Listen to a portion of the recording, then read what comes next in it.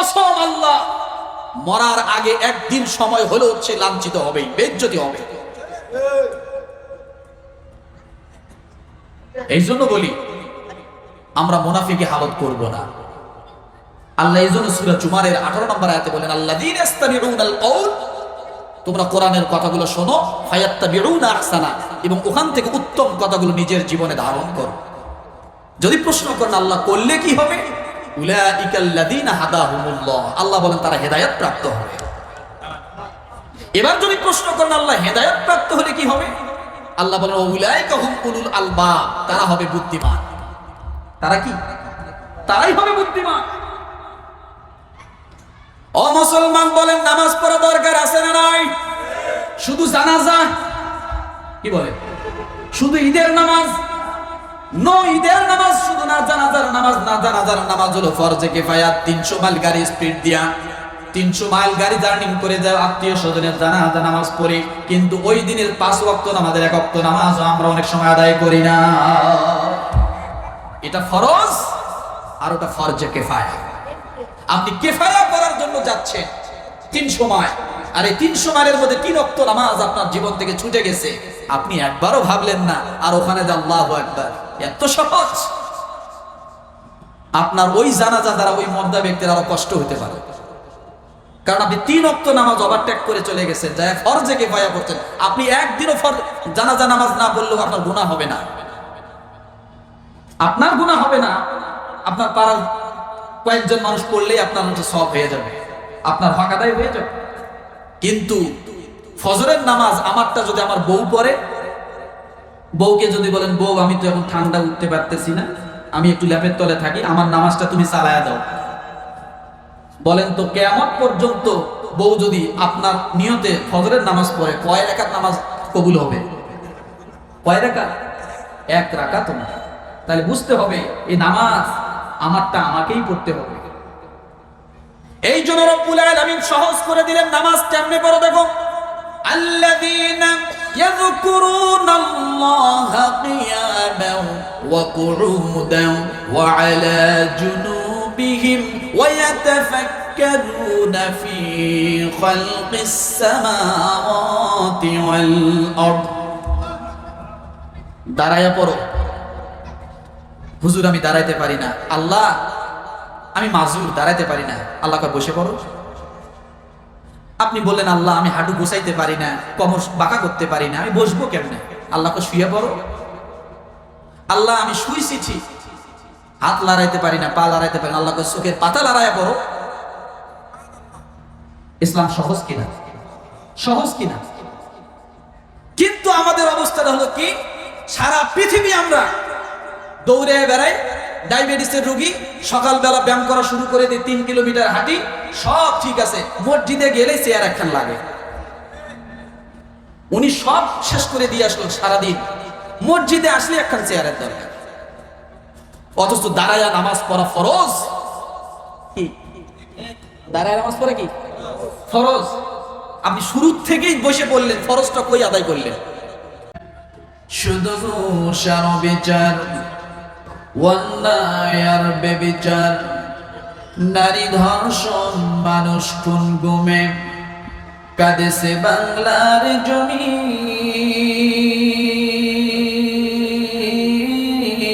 বিদায় হতে চলেছে নবীজির, রক্তে মাখা দিন আয়েশা শরত কে লিয়ে इंसान नहीं याद रखो तो बंदा है मेहमान नहीं।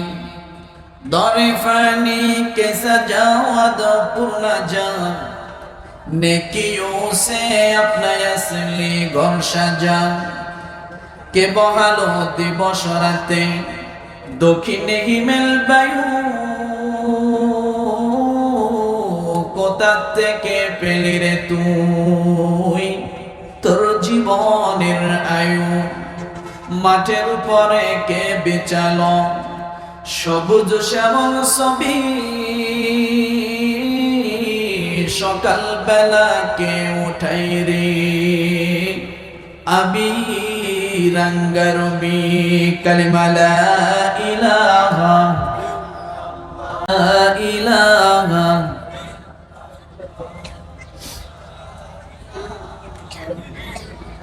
मैं आशिक मौला हूँ मेरा मैं आशिक मौला हूँ मेरा इश्क निराला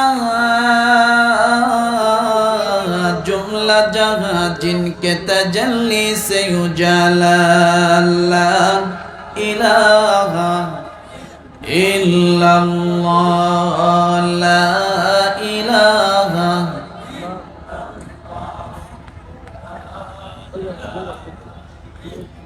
لا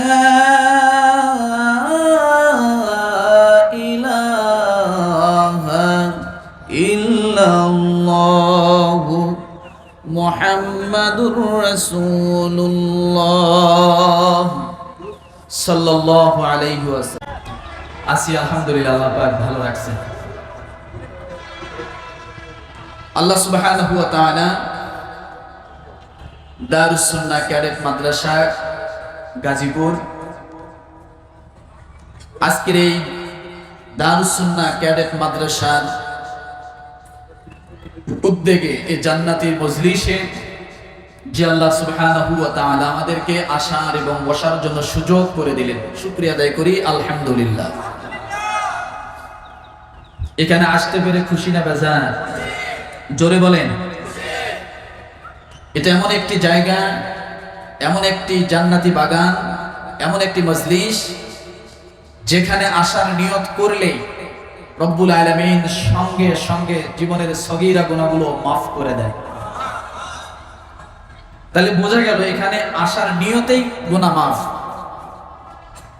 আর যদি আসে তো আল্লাহ সুবহানাহু ওয়া তাআলার হাবিব ডাক দিয়ে বলেন প্রতিটা কদমে কদমে একটা করে সওয়াব আল্লাহ তাআলা দান করবেন কিন্তু এক সওয়াবে আমরা আসলে তৃপ্তি না আরো অনেক সওয়াবের দরকার তাই না এজন্য রব্বুল আলামিন বলেন আমার কোন বান্দা যদি একটি সওয়াবের কাজ করে ওই একটি সওয়াব আর একটি সওয়াব থাকে না আমি আল্লাহ 10টিতে পরিণত করে দেই কয়টা 10টিতে পরিণত করে দেই মান জাআ বিল হাসানাতি ফালাহু আশরু আমসালিহা এরপরে রব্বুল আলামিন তার হাবিবকে ডাক দিয়ে বলেন হাবিব আপনি বলে দেন ওই একটি সওয়াবকে আমি আল্লাহ 10টি বানালাম ওই 10টি সওয়াবেই সেখানে ক্ষান্ত থাকবে না আমি আল্লাহ ওটাকে লালন পালন করব কি করব আমি আল্লাহ ওটাকে লালন পালন করব করে ওটাকে আরো অনেক বড় বানাবো বেশি বানাবো কেমন বেশি হবে যে বান্দা যখন দিনের কোনো কাজে দিনের কোনো কথা শোনার জন্য আসে ইবাদতের জন্য আসে ওই বান্দার দ্বারা যদি অন্য আরেক বান্দার উপকার হয় বুঝেন ওই ইবাদত গুজার করনেওয়ালা বান্দার দ্বারা যদি অন্য আরেক বান্দার ইবাদত মানে কোন উপকার হয় আল্লাহর হাবিব ডাক দিয়ে বলেন সঙ্গে সঙ্গে যে ব্যক্তি উপকার করলো তার আমলনামায় আল্লাহ সুবহানাহু ওয়া তাআলা 10 বছর ইতিকাফের সওয়াব দান করে দেন সুবহানাল্লাহ তাহলে সওয়াব ছিল একটা ওখান থেকে হলো কয়টা 10টা আল্লাহ তাআলা কি বললেন যে আমি এটাকে আরো লালন পালন করব কিয়ামতের ময়দানে এটাকে পাহাড় পরিমাণ করে দাঁড় করাবো বান্দা বিশ্বাসই করবে না আল্লাহ আমি এত সওয়াব করিনি কি বলবে বলে বান্দা বিশ্বাস করবে না বলবে আল্লাহ আমি এত নেকি করি না আল্লাহ বলে বান্দা আমি যা দিতে পারি দুনিয়ার কোনো মানব কোনো দানব কোনো কিছু কেউ ওই পরিমাণ দিতে পারে না আমি যে পরিমাণ দিতে পারি তো ওই বান্দার আমলনামা কি হবে পাহাড় পরিমাণ হবে বান্দা সেদিন কিয়ামতের ময়দানে বিশ্বাস করতে পারবে না এখন কথা হলো আমার আমল পাহাড় পরিমাণ হবে কখন আমার আমল একটি আমল 10টা নেকিতে পরিণত হবে কখন আল্লাহ তাআলা এই কথাগুলো বলতেছেন সূরাতুল জুমার আয়াত নাম্বার 18 তে আল্লাহ তাআলা এটা দিয়ে বোঝাচ্ছেন যে যারা এই কথাগুলো শুনবে মানবে জীবনীতে ফিট করবে, আমি আল্লাহ জান্নাতের টিকিট তাদের হাতে দিয়ে দিব। সুবহানাল্লাহ। কিসের টিকিট? কথা বলেন। আল্লাহ পাক রব্বুল আলামিন বলেন, আল্লাযীনা ইস্তামিউনাল কওলা ফায়াত্তাবিউনা আহসানাহু উলাইকাল্লাযীনা হাদাহুমুল্লাহ ওয়া উলাইকা হুম উলুল আলবাব। প্রকৃতপক্ষে বুদ্ধিমান কারা, জ্ঞানী কারা? যে ব্যক্তি এই মোবাইলটা আবিষ্কার করেছে, বিনা তারে কথা বলা যায়, শুধু নাম্বার টিপলে বাংলাদেশ থেকে আমেরিকায় যোগাযোগ করা যায়, সে যে কণ্ঠে কথা বলে হুবহু ওই কণ্ঠ শোনা যায়, এই মোবাইলটা যিনি আবিষ্কার করেছেন তাকে আপনারা কি বলবেন? বুদ্ধিমান বলবেন না? লোকটা অনেক জ্ঞানী না? অনেক বুদ্ধি খাটায় এমন একটা মোবাইল আমাদের হাতে উঠায় দিয়েছে। আজকে যে ভিডিও হচ্ছে, ক্যামেরা হচ্ছে, যারা এই ক্যামেরা আবিষ্কার করেছে তাকে সে কি বুদ্ধিমান না অবুদ্ধিমান? কম বুদ্ধিমান না বেশি বুদ্ধিমান? বেশি বুদ্ধিমান। এভাবে আপনি প্রত্যেকটা জিনিস আপনি যদি খেয়াল করেন, যত আবিষ্কার আমাদের মাঝে আসলো, যত আবিষ্কার তৈরি হলো, যত আবিষ্কার পণ্য আসলো, প্রত্যেকটা জায়গায় আপনি ওই যে নির্মাণ করেছে তাকে আপনি বুদ্ধিমান বলবেন, জ্ঞানী বলবেন। প্লেন যে আবিষ্কার করলো, এ প্লেন প্রায় 700 মানুষ, 350 মানুষ নিয়ে আকাশ দিয়ে উড়ে যায়, এ প্লেন যে আবিষ্কার করেছে তাকে আপনি কি বলবেন? অবশ্যই বুদ্ধিমান। এরপরে আপনি আপনার গ্রামে গঞ্জে হাটে বাজারে দেখবেন, ছোট ছোট বাজারগুলো তো এখন আছে, এরকম একটা কাগজ, হুবহু এইরকম আরেকটা কাগজ আপনি ফটোকপি করবেন, দোকানদারকে নিয়ে যা দিলেন, ভাই আমার এই কাগজটা ফটোকপি করে দেন। তখন দেখবেন একটা মেশিনের থেকে ঢাকনা উপর দিকে উঠাইলো, কাগজটা ঢুকায় দিল, একটা বাটন চাপ দিল, ডান দিক থেকে বাম দিক একটা আলো যায় আর কি আসে, অটোমেটিক ওই মেশিনের নিচ দিয়ে ক্যারক্যার ক্যারক্যার করে শব্দ করে এইখানে যা যা লেখা ছিল, যা যা ছিল সব নিচের কাগজ দিয়া হুবাহু বাইর হলো। একটা অক্ষরও কম হলো না, একটা আকার একা ঋষিকারও কম হইল না। বোঝেন নাই মনে হয় কথাটা? আচ্ছা বলেন, একটা আলো শুধু আপ ডাউন করলো, এখানে যা লেখা ছিল সব নিচ দিয়ে বাইর হয়ে চলে আসলো, হুবাহু আর একটা কাগজ তৈরি হলো। এই যে এই মেশিনটা যে আবিষ্কার করেছে তাকে আপনি কি বলবেন? অবশ্যই বুদ্ধিমান। কত বুদ্ধিমান! এই কাগজের সাথে নিচের কাগজের কোনো মোলাকাত নাই, মুসাফা নাই, সম্পর্ক নাই, কিচ্ছু নাই। উপরে মেশিন, মেশিনের ঢাকনা উঠে কাগজটা ঢুকাই দিল, আর নিচে একেবারে সাদা একটা কাগজে বাইর হয়ে আসলো, হুবাহু উপরে যা লেখা ছিল তাই। কথা ঠিক না? এই নিচের কাগজের সাথে উপরের কাগজের কোনো মোলাকাত আছে? কোনো ভাষা খাইছে? কোনো সম্পর্ক আছে? কিচ্ছু নাই। কিন্তু তারপরও এই কাগজটা যা লেখা তাই বাইর হয়ে আসে। এই মেশিনটা যে আবিষ্কার করলো তাকে কি বলবেন? অবশ্যই বুদ্ধিমান। কিন্তু রব্বুল আলামিন দুনিয়ার সমস্ত মানুষকে আল্লাহ একত্রিত করলেন না। আল্লাহ দুনিয়ার সব মানুষকে একত্রিত করে ডাক দিয়ে বললেন, হিন্দু, মুসলমান, বৌদ্ধ, খ্রিস্টান, জাতি, ধর্ম, বর্ণ নির্বিশেষে, কামার, কুমার, জেলে, দাতি, doctor, master, conductor, driver, helper, চাষারু, মাদারু, সুয়ারু, মুসারু, রাজরানী, ফকরানি, পথে পড়া, আদামরা, কাঙ্গাল, কাঙ্গালিনী, আল্লাহ সমস্ত মানুষকে একটা প্যান্ডেলে নিয়ে আসলেন। ইয়া আইয়ুহান নাস قد جاءكم برهان من ربكم وأنزلنا إليكم نورا مبينا। হিন্দু, মুসলমান, বৌদ্ধ, খ্রিস্টান সমস্ত মানুষকে আল্লাহ একটা প্যান্ডেলে নিয়ে আসে, একটা টেলেক্স করলেন, আল্লাহ একটা ফ্যাক্স করলেন। আমার আল্লাহ তাআলা জানাই দিলেন, দুনিয়ার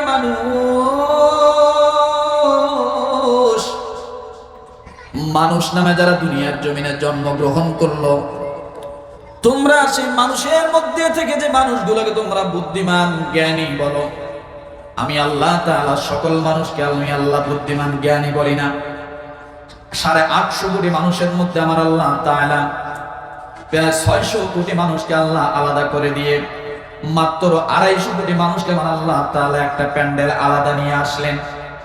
একটা প্যান্ডেলে নিয়ে আসার পরে রব্বুল আলামিন ডাক দিয়ে বলেন, আল্লাযীনা ইয়াসতামিউনাল কওলা ফায়াত্তাবিউনা আহসানাহু উলাইকাল্লাযীনা হাদাহুমুল্লাহ ওয়া উলাইকা হুম উলুল আলবাব। সব মানুষকে এই আয়াতের আলোকে আল্লাহ নিয়ে আসছে? নো, আল্লাহ প্রথম বলছে ইয়া আইয়ুহান নাস কদ জাআকুম বুরহানুম মির রাব্বিকুম, হে মানব সকল। ওখানে আল্লাহ দুনিয়ার সব মানুষকে একত্রিত করলেন, করে এরপরে আল্লাহ দেখলেন ইমানদার কারা, বেঈমান কারা, আমি আল্লাহর প্রতি ঈমান আনছি কারা, ঈমান আনেনি কারা। আল্লাহ একটা চালনি দিয়ে ঝাঁকুনি দিলেন, দেওয়ার পরে চালনি দিয়ে ঝাঁকুনি দেওয়ার পরে ঈমানদার আর বেঈমানদারকে আল্লাহ আলাদা করলেন। করার পরে রব্বুল আলামিন একটা ওয়াজ করতেছে, আল্লাযীনা ইয়াসতামিউনাল কওলা ফায়াত্তাবিউনা আহসানাহু উলাইকাল্লাযীনা হাদাহুমুল্লাহ ওয়া উলাইকা হুম উলুল আলবাব। রব্বুল আলামিন ডাক দিয়ে বলেন, ও দুনিয়ার মানুষ শুনে রাখো, উলাইকাল্লাযীনা হাদাহুমুল্লাহ ওয়া উলাইকা হুম উলুল আলবাব। উলুল আলবাব হলো কারা? জ্ঞানী কারা? আমি আল্লাহর নজরে জ্ঞানী কারা? আমি আল্লাহর নজরে প্রকৃতপক্ষে বুদ্ধিমান কারা? মোবাইল বানাইছে দুনিয়ার মানুষের কাছে, যিনি আবিষ্কার করেছেন তিনি বুদ্ধিমান। ফটো স্টার মেশিন যিনি বানাইছেন দুনিয়ার মানুষের কাছে সে বুদ্ধিমান। প্লেন যে বানাইলো আকাশ দিয়ে উড়ায় দুনিয়ার মানুষের কাছে প্লেন নির্মাণাধীন যিনি করেছেন তিনি বুদ্ধিমান। কিন্তু রব্বুল আলামিন এগুলো দেখেন না। আল্লাহ দুইটা শব্দ দিয়ে দিলেন, দুনিয়ার মানুষ তোমরা ভালো করে শুনে রাখো, আল্লাযীনা ইয়াসতামিউনাল কওল, যে সমস্ত মানুষগুলো কোরআনের কথা শোনে। কারা? জোরে বলেন। যে মানুষগুলো কোরআনের কথা শোনে, যে মানুষগুলো কোরআনের পথে আসে, আর যে মানুষগুলো কোরআনের কথা শোনার জন্য ঝাঁপিয়ে পড়ে কোরআনের কথাগুলো শোনার জন্য চলে যায়, ফায়াত্তাবিউনা আহসানা, কোরআনের কথাগুলো শোনার পরে বান্দা যখন ওই কথাগুলোকে মেনে নেয়, সুন্দর সুন্দর উত্তম উত্তম কথাগুলো বান্দা মেনে নেয়, আল্লাহ ডাক দিয়ে বলল, যারা কোরআন শুনে এবং যারা কোরআন শুনে আমল করার জন্য উত্তম কথাগুলো পন্থা অবলম্বন করে, উত্তম কথাগুলো নিজের জীবনীতে ধারণ করে, আল্লাহ বলেন উলাইকাল্লাযীনা হাদাহুমুল্লাহ, আল্লাহ বলেন ওই মানুষগুলো অবশ্যই আমি আল্লাহ তাদেরকে হেদায়েত দান করব। কি দান করব? কথা বলে। এখন হেদায়েত কি? হেদায়েত তো চিনি না, খায় না মাখে নাকি? হেদায়েত কি? হেদায়েত তো চিনি না। হেদায়েত যে ব্যক্তি পায় সে কবরে আযাব তার জন্য মাফ হয়ে যাবে। এক নম্বরে কি হবে বলেন তো? তার মানে বোঝা গেল কবরের আযাব মাফ হওয়ার একটা টিকিট, তার নাম হলো হেদায়েত। যে ব্যক্তি হেদায়েত পাবে ওই ব্যক্তির জন্য আল্লাহ আরশের নিচে ছায়া দান করবেন। কয়টা গেল? যে ব্যক্তি হেদায়েত পাবে আমার আল্লাহ তাআলা তার জন্য কিয়ামতের ময়দানে আমার আল্লাহ হিসাবটা সহজ করে দিবে। কয়টা হলো? তিনটা। তাহলে সূরা জুমা আয়াত নাম্বার কত বলেছি? 18। এই আয়াতে আল্লাহ দুইটা কথা বলেছেন, আল্লাযীনা ইয়াসতামিউনাল কওল, যারা কোরআনের কথাগুলো শোনে, ধরেন পয়েন্ট, ফায়াত্তাবিউনা আহসানা, এবং শুনতে যাইয়া যে উত্তম কথাগুলো সেখানে হয়, ওই কথাগুলো যারা কি করে, ধারণ করে। তাহলে শোনা আর একটা কি, ধারণ করা। কোন কথা শুনতে বলছেন? কোরআনে। জোরে বলেন। তাহলে কোরআনের কথা শোনে এবং ওই কথাগুলো আমলের উদ্দেশ্য কি করে, ধারণ করে। এই দুই কাজ যারা করে, আল্লাহ বলেন উলাইকাল্লাযীনা হাদাহুমুল্লাহ, ওই ব্যক্তি, ওই মানুষগুলো হেদায়েত প্রাপ্ত হবে। তাহলে দুইটা কাজ যদি কোনো মানুষ করে, কোরআন শোনে এবং কি, যা শুনবে তা আমলের নিয়তে শুনবে এবং আমল করবে, ধারণ করবে, আল্লাহ তাকে হেদায়েত দিবেন।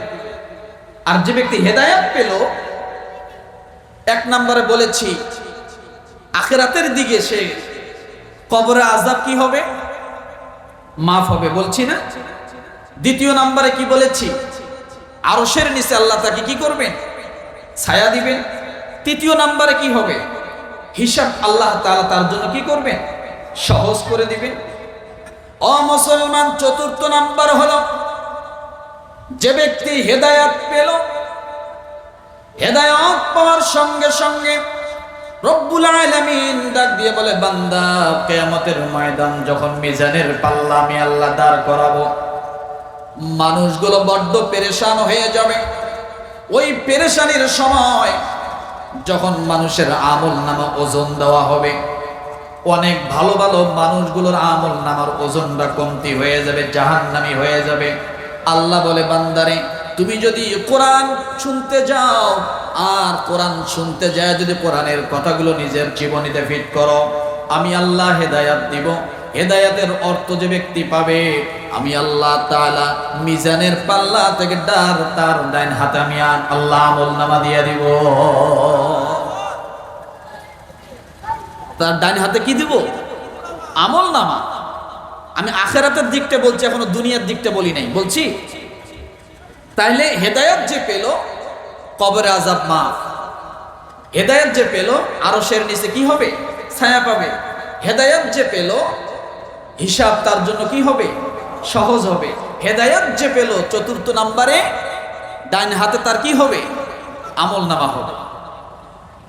এরপর আল্লাহ বলেন, হেদায়েত যে পেল, আমি আল্লাহ তার জন্য আমি আল্লাহ জান্নাতের 8টি দরজা আমি আল্লাহ তার জন্য খুলে দেব।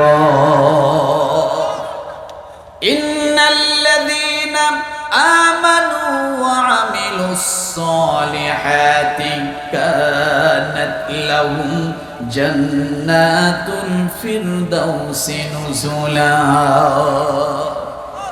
তাহলে হেদায়েত এমন একটা জিনিস, যার হাতে থাকবে সে সমস্ত জায়গায় পরিত্রাণ পাবে, সহজ হবে। আল্লাহ তার প্রতি যে খুশি, এই খুশির সার্টিফিকেট, খুশির টিকিট, এটার নাম হলো হেদায়েত। বুঝে আসছে কথা? এখন বলবেন, হুজুর এগুলো তো সব আখিরাতের জন্য, দুনিয়ায় কি কিছু পাবো না? কথা ঠিক কিনা? প্রশ্ন আসতে পারে, হুজুর দুনিয়ায় কি কিছু পাবো না? ও মুসলমান, কোরআন যা বলে আর আমরা যেভাবে চলি তার পুরোটাই উল্টা। পুরোটাই কি? পুরোটাই উল্টা। ওই যে এক রাজমিস্ত্রি কাজ করে দোতলা বিল্ডিং বানাচ্ছে, এখন দোতলার কাজ প্রায় শেষ, তো ভিতরে কাজ করলে কিছু আদলা ইটা থাকে না, আদলা আদলা ছোট ছোট ইটা ওই দোতলার বিল্ডিং এর ভিতরে রুমে রুমে থাকে। কন্ডাক্টর হেল্পারকে ডাক দিয়ে বলছে, উপর থেকে তো ইট ফালাচ্ছ, মানুষ দেখে দেখে ফালাইও। এই কথা বলে কন্ডাক্টর চলে গেছে। এখন ওই দোতলার থেকে হেল্পারে করে কি ইটের একটা আদলা নিয়ে দাঁড়ায় থাকে। যখন দেখে মানুষ ওই দোতলার নিচ দিয়ে যায়, তখনই ধরাম করে ফালায় দেয়। তখন কি করে? ওই সময় ফালায় দেয়। আর ইট পড়ার সাথে সাথে মাথা ফাইটে যাচ্ছে, গায়ে পড়তেছে, ব্যথা পাচ্ছে। এখন লোকজন যায় সব বিচার দিছে কন্ট্রাক্টরকে, আপনি কি করেন? নিচ দিয়ে লোক যায়, উপর থেকে লোক দেখে দেখে ইট ফালাচ্ছে, মানুষের মাথা ফেটে যাচ্ছে। কন্ডাক্টর এসে ডাক দিয়ে বলতেছে, এই হেল্পার তুমি এটা কি করলা? তখন ওই হেল্পার ডাক দিয়ে বলে, কেন স্যার, আপনি না বলেছেন যে যখন মানুষ নিচ দিয়ে যাবে মানুষ দেখে দেখে ইট ফালাইতে, তা মানুষ যায় আর আমি ইটটা ফালাই। আসলে বলেন, কন্ডাক্টরের যে কথা আর হেল্পারের যে কথা এক আছে? কন্ডাক্টর কি এই কথা বলছিল যে মানুষের মাথার উপর ফালাইতে? কন্ডাক্টর এটাই বুঝাইতে চাইছিলেন যে যাতে উপর থেকে যখন ইট ফালাও তখন যেন কারো মাথার উপরে কি না পড়ে। এই হেল্পার বুঝছে উল্টাটা, হেল্পার বুঝছে যে মানুষ আসলেই ইট ফালাইতে হবে যাতে কি হয়, মাথার উপরে পড়ে। কেন এই কথাটা বললাম? কোরআন যা বলে আমরা তার উল্টাটা বুঝি, কথা ঠিক কিনা? এই জন্য রব্বুল আলামিন বলেন, আল্লাযীনা ইয়াসতামিউনাল কওলা ফায়াত্তাবিউনা আহসানাহু উলাইকাল্লাযীনা হাদাহুমুল্লাহ ওয়া উলাইকা হুম উলুল আলবাব। রব্বুল আলামিন বলেন যে সমস্ত মানুষগুলো কোরআন শোনে, ফায়াত্তাবিউনা আহসানা, এবং কোরআনের উত্তম কথাগুলো নিজের জীবনীতে ধারণ করে। উলাইকাল্লাযীনা হাদাহুমুল্লাহ, আমি আল্লাহ তাদেরকে হেদায়েত দিব। ও মুসলমান, হেদায়েত যে পাবে আখিরাত তার কেমন হবে বললাম। এখন বলবেন হুজুর, হেদায়েত যদি পাই দুনিয়া কেমন হবে? ওই মানুষের মর্যাদা কেমন হবে? ওই মানুষের সম্মান আল্লাহ কেমন দেবে? দেখেন, একজন হেদায়েত প্রাপ্ত সাহাবীর নাম হযরত আলী রাদিয়াল্লাহু তাআলা আনহু, বলেন সুবহানাল্লাহ। কি নাম? সাহাবীর নাম কি? হযরত আলী। চেনেন না? কার স্বামী?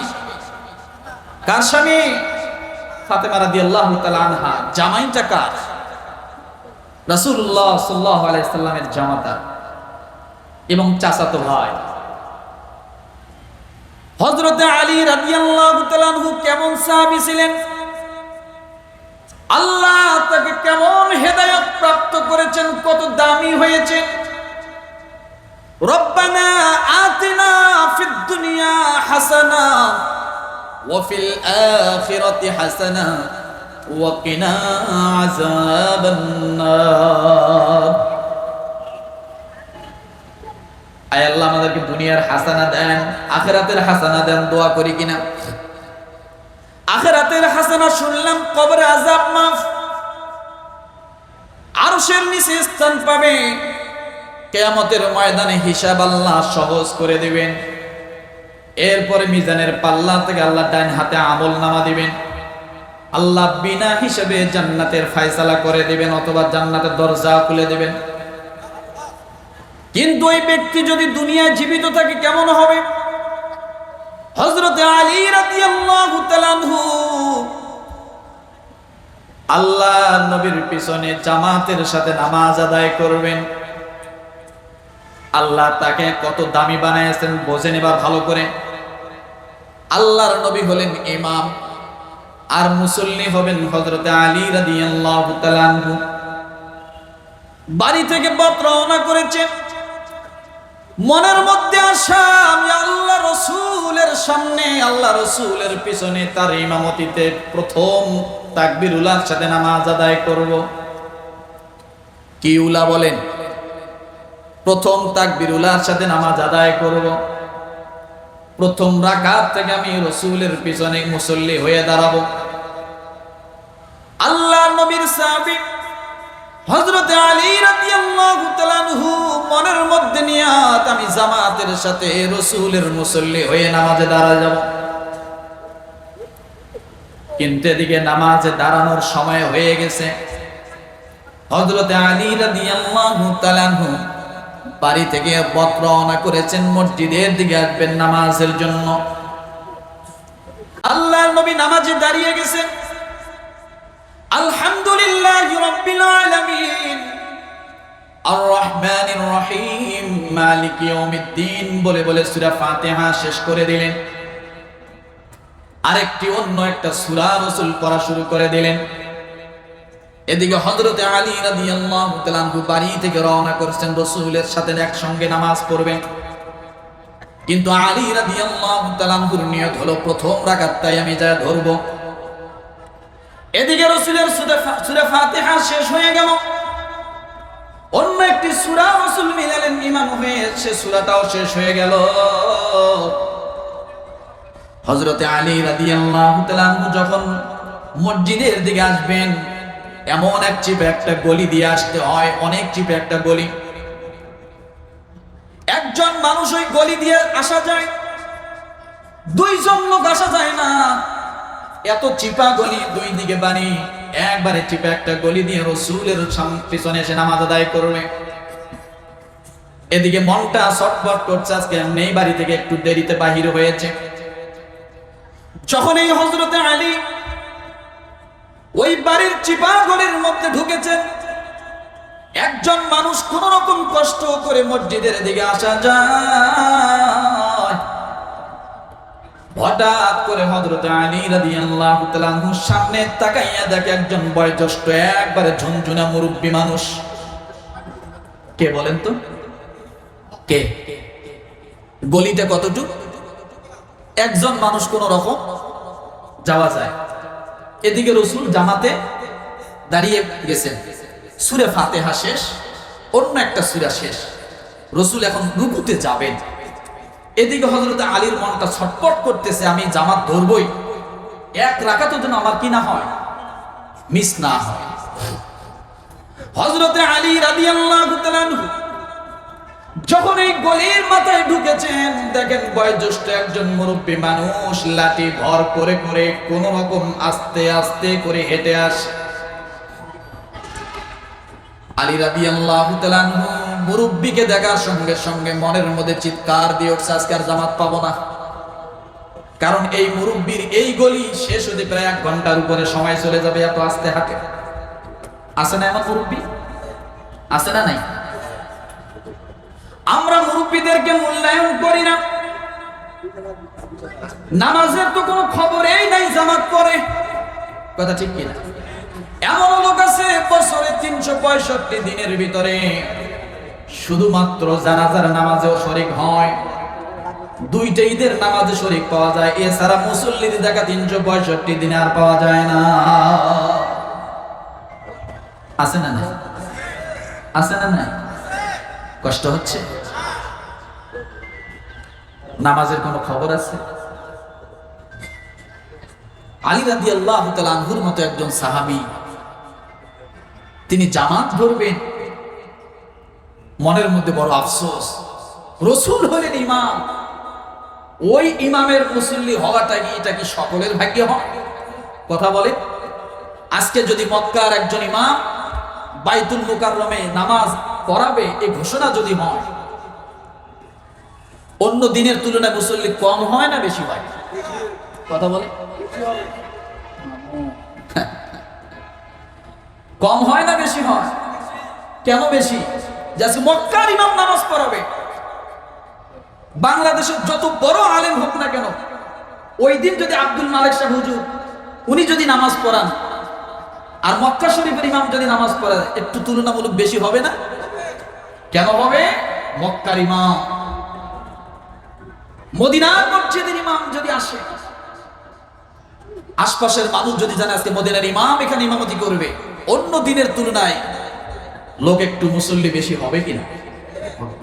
আপনি খেয়াল করেন, রাসূলুল্লাহ সাল্লাল্লাহু আলাইহি ওয়াসাল্লামের মতো ব্যক্তি, মানুষ, তিনি হলেন ইমাম, তার পিছনে 1 ওয়াক্ত নামাজ যার ভাগ্য হয়েছে ইমানের হালতে, বেশক আল্লাহর কসম সে জান্নাতি। সে কি ইমানের হালতে যার 1 ওয়াক্ত নামাজ হয়েছে, অবশ্যই সে জান্নাতি। আবার মুনাফিকের হালতে ইমামের পিছনে দাঁড়াইলে কিয়ামত পর্যন্ত নামাজ পড়বেন, কপালে দাগ হবে, 1 রাকাত নামাজও আল্লাহর দরবারে কবুল হবে না। কারণ মুনাফিকের জানাজা পড়াইতে তো আল্লাহ নিষেধ করেছে। কত মারাত্মক ঘৃণিত হয় মুনাফিক। ইন্নাল মুনাফিকিনা ফিদ দারকিল আসফালি মিনান নার, জাহান্নামের সবচাইতে তলদেশ যেটা, সেটাই হবে, সেটার বাসিন্দা হবে মুনাফিকরা। কারা বলেন? মুনাফিকরা। এই মুনাফিকি আমরা বিগত অনেক বছর দেখেছিলাম। মুসলমানের ভেতরে 70 রাকাত নামাজ, নফল নামাজ, তাহাজ্জুদের নামাজ পড়ে, কোরআন তেলাওয়াত করে, বড় বড় বলিয়া ওড়ায়, কিন্তু মুসলমানের গোড়া কেটে দিয়ে জেলখানায় ভরে। আছে না নাই? ছিল না? এখন নাই? নাই নাই।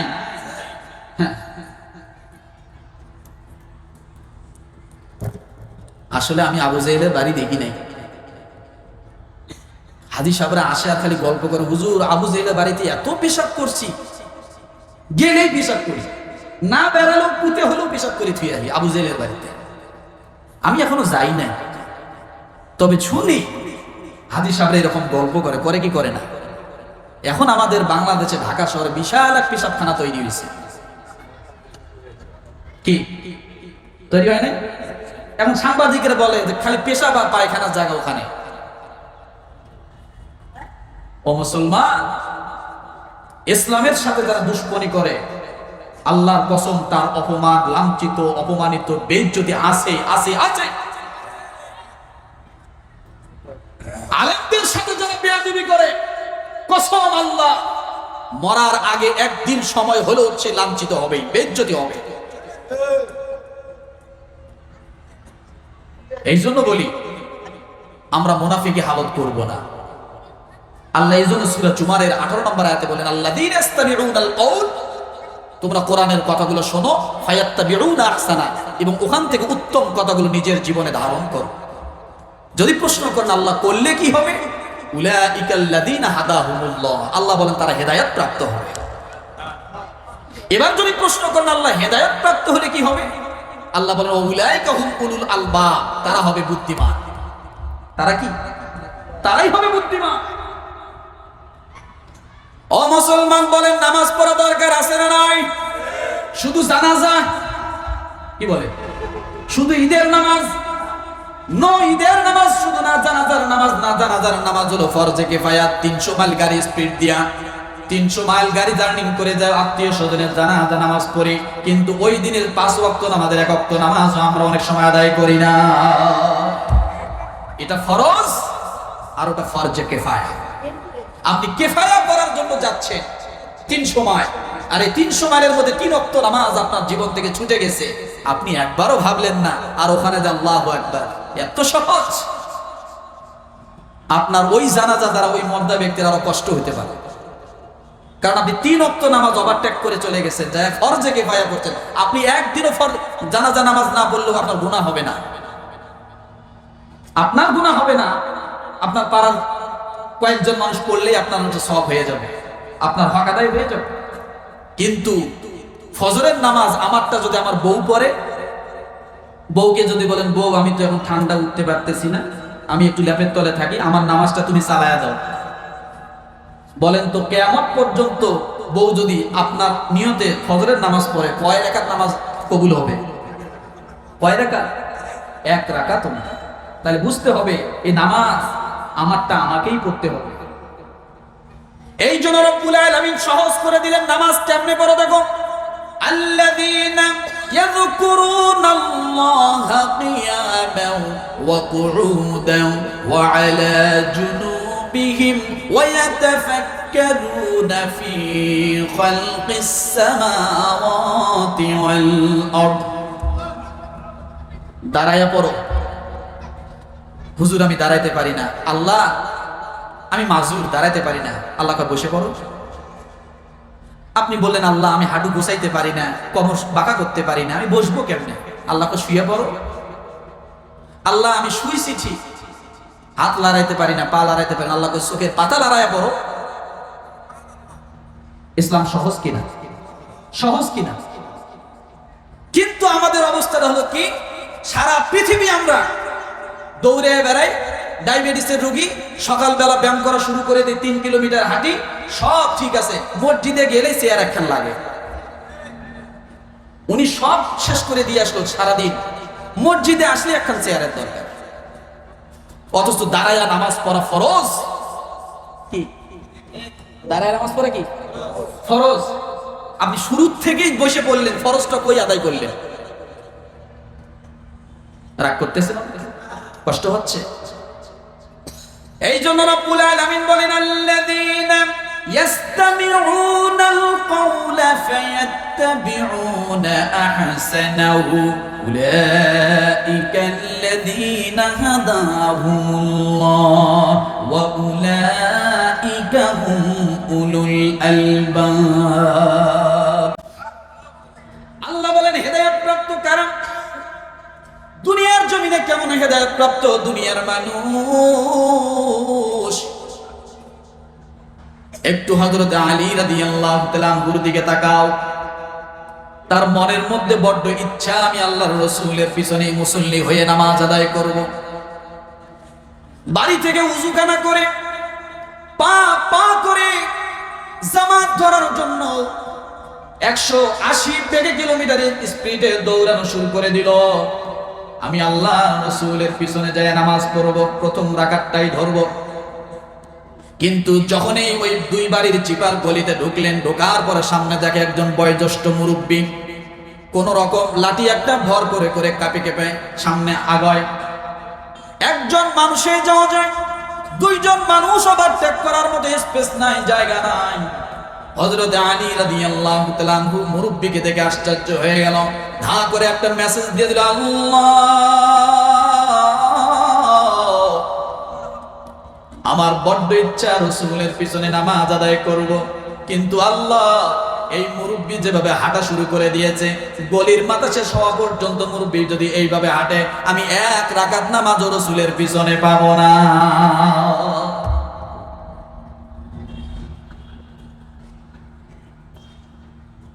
আল্লাহর নবীর সাহাবী হযরত আলী রাদিয়াল্লাহু তাআলা আনহু মুরব্বিকে ধাক্কায় সামনেও দিতে পারে না। রাসূল হাদিস বলেছেন, সাদা দাড়ি পাকা মুরব্বি লোক যখন 2টা হাত তুলে আল্লাহর দরবারে ডাক দিয়ে বলে, মালিক, আল্লাহ ডাক দিয়ে বলে, আমার সাদা দাড়ি পাকা মুরব্বিটা যখন আমি আল্লাহকে মালিক বলে, আল্লাহ বলে একটা ডাক দেয়, সঙ্গে সঙ্গে আমি আল্লাহ তার প্রতি সুধারণা ভালো ধারণা করি। আর সাদা দাড়ি পাকা মুরব্বি লোকটাকে বলি, মুরব্বি রে, তুমি তোমার জীবনে যত দোয়া আছে সব করো, আমি তোমার সাদা দাড়ি পাকা মুরব্বির কারণে তোমার দোয়া ফিরাই দিতে আমি আল্লাহ লজ্জা লেগে যাও। কালকে তো সুবহানাল্লাহ কই, কালকে তো 16 ডিসেম্বর না, একটু রিজার্ভ করে রাখেন, রাগ করলে। ও মুসলমান, ওই যে বৃদ্ধর কথা বলছিলাম, সাদা দাড়ি পাকা মুরব্বি মানুষকে যদি আপনি সম্মান করেন, আমার আল্লাহ ডাক দিয়ে বলে, বান্দারে, আমার একজন মুরব্বি মানুষকে তুমি সম্মান করেছো, ও বান্দা, আমি আল্লাহ তাআলা ওই মুরব্বিকে সম্মান করার কারণে তোমার জীবনের গুনাহগুলো আমি আল্লাহ মাফ করে দিলাম। কিন্তু এখন মুরব্বিদের সম্মান নাই। মসজিদগুলোকে দেখবেন ছোট ছোট পোলাপান ঢাল দিয়ে যায় মুরব্বির আগে, প্রথম কাতারে নামাজ পড়ে, আছে না নাই?